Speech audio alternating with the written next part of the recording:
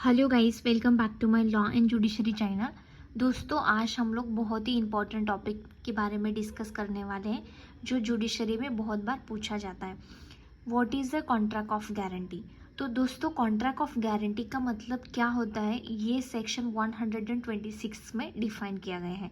उसकी डेफिनेशन हम लोग देख लेते हैं। A contract of guarantee as a contract to perform the promise or discharge the liability of the defaulting party in case he failed to fulfill his promise।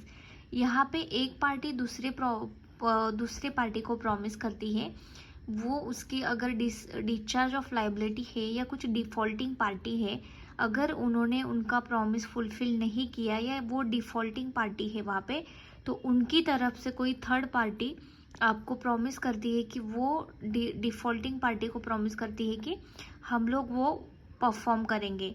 अगर वो actual party अगर यहाँ पे डिफॉल्टिंग पार्टी हो जाती है या वो अनफुलफिल करती है उनका प्रॉमिस, तो यहाँ पे जो श्योरिटी देता है, जो एश्योरेंस, जो गारंटी देता है, वो यहाँ पे फुलफिल करेगा।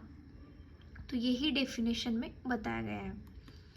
दोस्तों, यहाँ पे एक एग्जाम्पल देख लेते हैं। A request to B give 40,000 to C. A ने रिक्वेस्ट किया बी को कि आप सी को 40,000 दे दीजिएगा and guarantee that she will repay the amount within a year. और वो गारंटी देता है कि सी जो है वो आपका payment with in a year, 1 साल में वो आपको रिटर्न कर देगा। इफ़ सी डज नॉट, अगर वो फुलफिल नहीं कर पाता वो प्रॉमिस, वो 40,000 अगर आपको नहीं दे पाता, A himself will pay the amount to B. तो ए यहाँ पे खुद पैसे पे करेगा बी को। This is the contract would be a contract of guarantee. तो यहाँ पे 3 पार्टीज हैं। आप पहले एग्जाम्पल को समझ लीजिएगा, then you will get the idea what exactly the contract of guarantee. यहाँ पे कॉन्ट्रैक्ट ऑफ गारंटी में 3 पार्टी है जो बहुत इंपॉर्टेंट मानी जाती है। These here we can infer that there are the three parties to the contract: principal debtor, creditor, surety means guarantor। तो प्रिंसिपल डेटर मतलब what exactly, the one who borrow और he is liable to pay and on the whose default the guarantee is a given. Principal debtor कौन है कि जो party का पहला, the one who borrow और इज लाइबल पे, जो पहला पर्सन है इस कॉन्ट्रैक्ट में कि वो लाइबल है वो पेमेंट देने के लिए, जो फर्स्ट पर्सन है। Creditor, the party who has given something of value to borrow and stands to receive the payment for such a thing and who, यहाँ पे to whom the guarantee is given। यहाँ पे creditor जो है उससे guarantee दी जाती है, वो पेमेंट करता है आपका, या आप जो भी चीज़ यहाँ पे मांगते हो, जो भी यहाँ पे अमाउंट है उसका आप कहाँ से लेते हैं, तो क्रेडिटर से लेते हैं और उसको ही आप गारंटी देते हो। Then surety and guarantor, the person who gives the guarantee to pay in case of default of the principal debtor।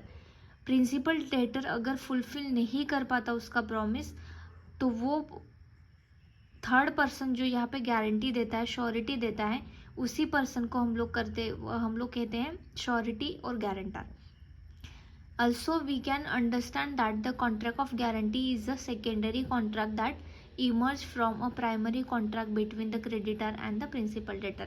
तो यहाँ पे जो प्राइमरी कॉन्ट्रैक्ट है वो प्रिंसिपल और क्रेडिटर के बीच में होता है, बट अल्टीमेटली वहाँ पे सेकेंडरी कॉन्ट्रैक्ट जो बनता है, emerge a primary first contract को फुलफिल करने के, फर्स्ट कॉन्ट्रैक्ट करने के बाद में सेकेंडरी कॉन्ट्रैक्ट जो आता है वही कॉन्ट्रैक्ट है contract of guarantee.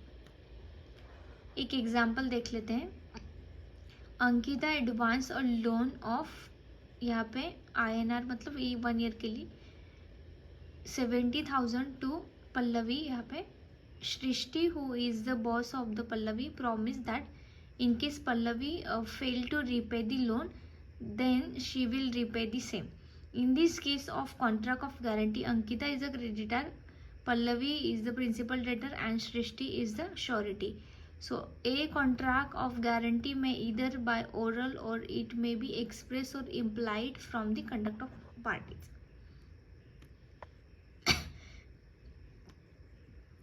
Now we will see the essentials of contract of guarantee.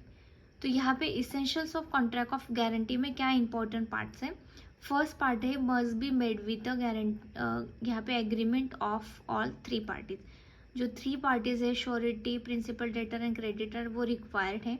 Then consideration, then liability, then assumes the existence of time, यहाँ पे डेप, यहाँ पे इसको बोलते हैं time bar debt. Must contain all the essentials of a valid contract, no concealment of facts, no misrepresentation। तो इसका एक एक एग्जाम्पल देख लेते हैं। फर्स्ट है there must be with the agreement of all three parties.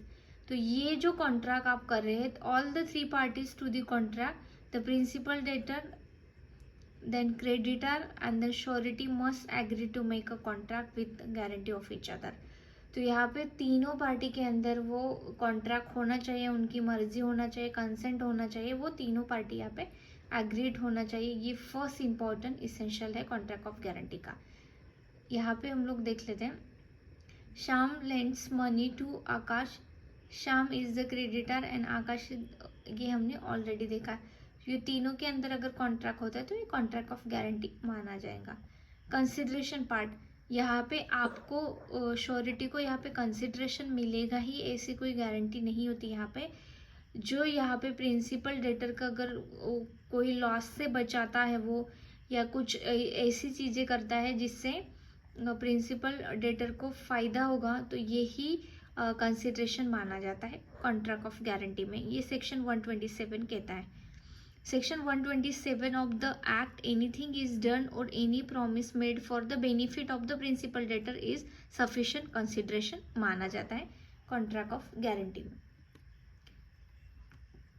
Then liability, तो दोस्तों यहाँ पे फर्स्ट लाइबिलिटी है, अगर किसी ने पैसे लिए हैं, किसी ने लोन लिया है, किसी ने, तो फर्स्ट लाइबिलिटी है यहाँ पे प्रिंसिपल डेटर। अगर प्रिंसिपल डेटर अनफुलफिल कर पाता है, the liability to fulfill the term of the contract lies primarily with the principal debtor.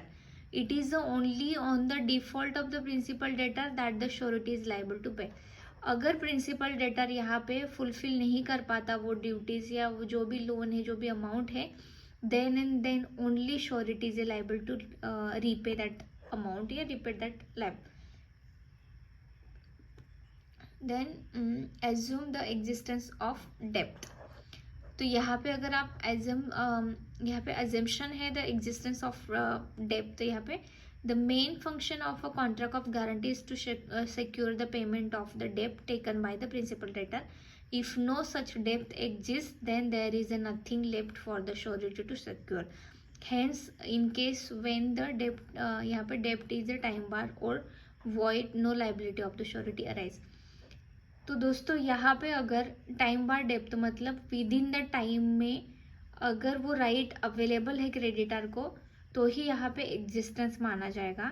अगर वो एग्जिस्ट में नहीं है तो आप प्रिंसिपल डेटर, अगर वो टाइम बार डेप्थ में अगर प्रिंसिपल डेटर ही नहीं लाइबल है तो आप श्योरिटी को लाइबल नहीं ठहरा जाते। तो depth is a time bar और वॉइड, वो डेप्थ जो अगर टाइम एग्जिस्टेंस ऑफ डेप्थ का टाइम अगर लिमिट फिनिश हो जाता है तो जो कॉन्ट्रैक्ट है वो उसे वॉइड कॉन्ट्रैक्ट माना जाएगा, तो लाइबिलिटी यहाँ पे नहीं रहती। तो यहाँ पे डेप्ट इज ए टाइम बार और void, no liability of the surety arise. Principal debtor का तो अराइज नहीं होती, बट जो उनका श्योरिटी देता है, जो उनका गारंटी देता है, उसी के अगेंस्ट भी आपके पास कोई भी राइट नहीं, क्रेडिटर के पास कोई भी राइट नहीं है, क्योंकि ये एक टाइम बार डेप्ट हो जाता है। Then must contain all the essentials of a valid contract. Valid contract करने के लिए जो भी इंपॉर्टेंट पॉइंट्स है, जो भी इसेंशियल्स है, वो कॉन्ट्रैक्ट ऑफ गारंटी होने के लिए भी इसेंशियल्स मानी जाती हैं। Then no concealment of a fact, यहाँ पे the creditor should disclose to the surety that fact that are likely to affect the surety's liability. The guarantee obtained by the concealment of the such fact is invalid. यहाँ पे कोई भी concealment मतलब कोई भी बातें छुपाना नहीं चाहिए, श्योरिटीज लाइबिलिटी किस यहाँ पे that the reason the guarantee is invalid if the creditor obtain it by the concealment of material facts.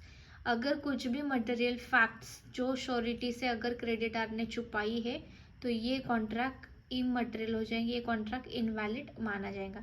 इसीलिए कोई भी चीज़ें होगी, कोई भी एग्रीमेंट में जो भी बोला गया था वो कभी भी छुपाना नहीं है। कैंसिल मतलब उसको छुपाना नहीं है। ये एक ड्यूटी होती है क्रेडिटर की कि उनको सारे चीज़ें बतानी है श्योरिटी को।